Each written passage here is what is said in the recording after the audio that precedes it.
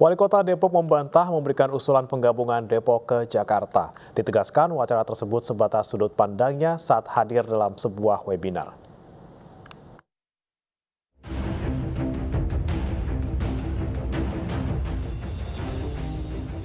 Ramai diperbincangkan, Wali Kota Depok membantah usulan wacana penggabungan Depok ke Jakarta. Muhammad Idris mengatakan bahwa hal itu bukanlah sebagai usulan, melainkan hanya sebatas sudut pandangnya pada saat hadir sebagai akademisi dan kepala daerah dalam sebuah webinar yang membahas Jakarta setelah IKN. Muhammad Idris juga menegaskan bahwa diperlukan kembali kajian secara menyeluruh terhadap eksistensi kemajuan Jakarta pasca IKN, di antaranya terhadap kota penyangga dan tidak terkhusus untuk kota Depok saja. Saya nggak pernah mengusulkan, jangan lagi dipancing-pancing. Jadi saya nggak pernah mengusulkan itu. Yang saya ini wacanakan, ini loh makalah saya baca deh. Ya silakan nanti kalau mau makalahnya diberikan bisa. Makalah saya itu seperti ini, tidak ada. Ya 4 kesimpulan yang saya buat dalam makalah ini tidak ada terkait masalah usulan Depok gabung ke Jakarta, tidak ada. Ya.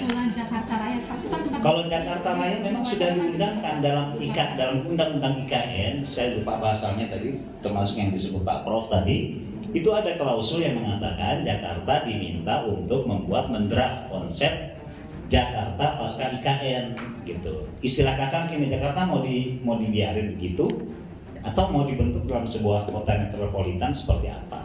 Itu yang jadinya. Itu yang sedang di draft, sudah kalau nggak salah ya. Dibuatkan konsepnya oleh Jakarta dan diusulkan ke kementerian. Nanti kementerian sedang menggojlok, nanti akan masukan-masukan juga, baru nanti akan diserahkan ke DPR RI tentang Jakarta Raya. Sementara sejarawan Jeje Rizal mengatakan harusnya usulan Depok masuk ke Jakarta tidak dikoreksi oleh Wali Kota Depok. Pasalnya, dari segi kultur, Depok lebih dekat dengan budaya Betawi.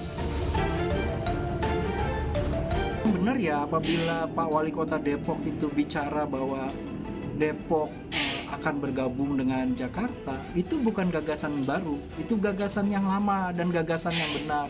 Seharusnya nggak perlu dikoreksi dan nggak perlu menunggu suara dari masyarakat, karena dia itu mewakili aspirasi dari masyarakat yang panjang. Jadi bukan hanya masyarakat hari ini, tapi masyarakat yang lalu-lalu yang gagasannya baik. Dan kalau kita lihat Pak Wali Kota kan juga sering berpakaian ala Betawi kan, bergaya Betawi, bahkan nyanyi juga dengan gaya Betawi begitu ya. Dan memang Depok itu secara kultural historis itu bagian dari kebudayaan Betawi.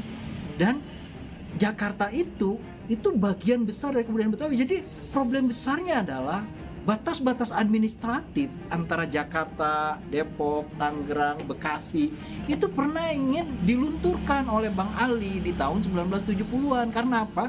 Karena Bang Ali itu ingat pesan Bung Karno yang membayangkan bahwa Jakarta itu sebagai megapolitan dan wilayah luasnya itu dibayangkan oleh Soekarno mengikuti basisnya itu dari kultur gitu ya.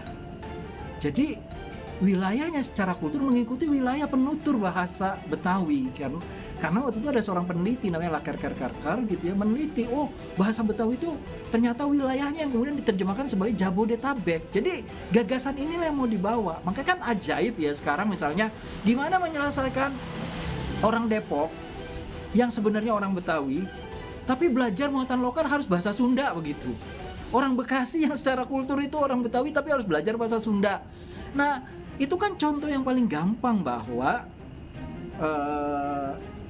ada kesalahan dalam kita melihat perspektif batas antara Jakarta dengan Depok yang kemudian sampai merasuk dan membuat kita melakukan kesalahan yang sangat krusial ya, ketidakmengertian budaya bahwa Jakarta, Depok, Tangerang, Bekasi itu adalah bagian dari kebudayaan Betawi yang harusnya dia memang berada dalam satu cakupan wilayah.